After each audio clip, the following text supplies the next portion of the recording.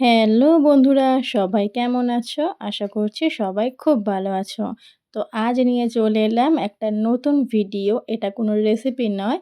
আজ হলো আমার ননদিনের জন্মদিন। সেই উপলক্ষে আমি রান্নাবান্না করে সাজিয়েছি। সাজানোটা কেমন হয়েছে অবশ্যই কিন্তু আমাকে কমেন্ট করে জানিও।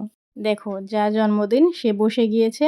সে আজ খুবই খুশি। একে তার জন্মদিন আর এইভাবে তাকে সাজিয়ে দেওয়া হয়েছে, সেজন্য সে আরও খুশি। আর এখানে আমি আশীর্বাদেরও ব্যবস্থা করে রেখেছিলাম। তো সেইজন্য আমার দিদি শাশুড়ি বসে পড়লেন আমার ননদিনীকে আশীর্বাদ করার জন্য। তাকে আশীর্বাদও করা হয়ে গেল। দুপুরে সবাই ছিলেন না, তো সেইজন্য আমার দিদি শাশুড়িই একমাত্র আশীর্বাদ করলেন। আর বাকি সবাই সন্ধ্যাবেলায় আশীর্বাদ করবেন। তো দেখুন, রান্নাবান্নার তোড়জোড় খুব জোর কদমে চলছে। আর এখানে চলছে আশীর্বাদ পর্ব।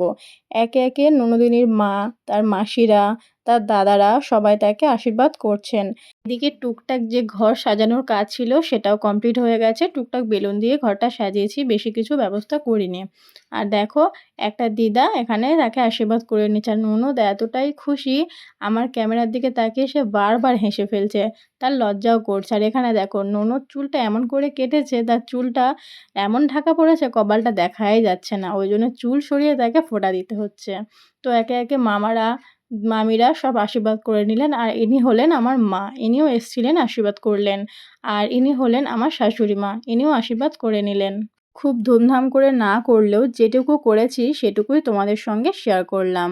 আর দেখো, সবাই এখানে বসে আছে, এখানে আশীর্বাদ চলছে আর সবাই সেটা উপভোগ করছে।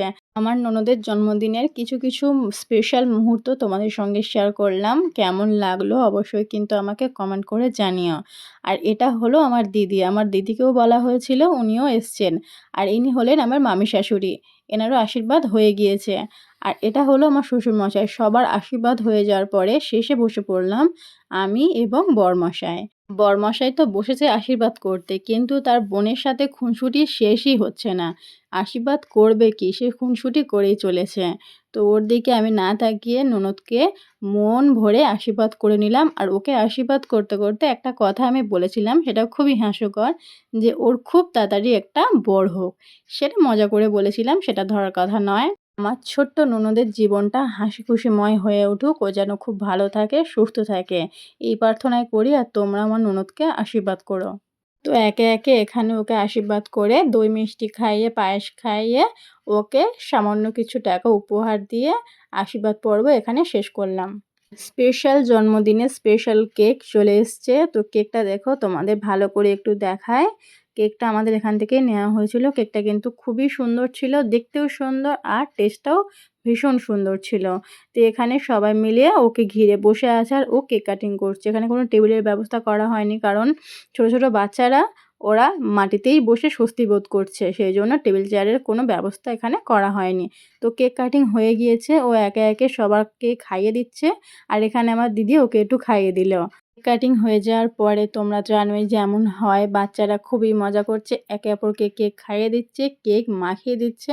ওদের তো আনন্দ মজার শেষই নেই। আর এখানে মামারা, বাবা সবাই বসে আছেন, ও একে একে সবাইকে কেক খাইয়ে দিচ্ছে।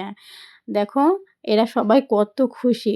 আর বেলুনগুলো লাগানো হয়েছিল সেগুলো তো ফাটিয়েই দিয়েছে। ছোটরা যাক, এখানে আমার মামি শাশুড়িও বাদ পড়লেন না। তো আমার ননদের জন্মদিনের ভিডিওটা যদি তোমাদের ভালো লেগে থাকে, তাহলে লাইক, কমেন্ট, শেয়ার করে দিও। আর নতুন বন্ধু হলে আমার চ্যানেলটিকে সাবস্ক্রাইব করে দিও। বার্থডে গার্ল আর তার বন্ধু-বান্ধবরা সবাই একসঙ্গে খেতে বসেছে। দেখো, তারা কত খুশি মনে খাওয়া-দাওয়া করছে এখানে। আর এটা হলো আমার দিদির ছেলে, সেও এখানে হাই বলছে। তো তোমরা ভালো থেকো, টাটা।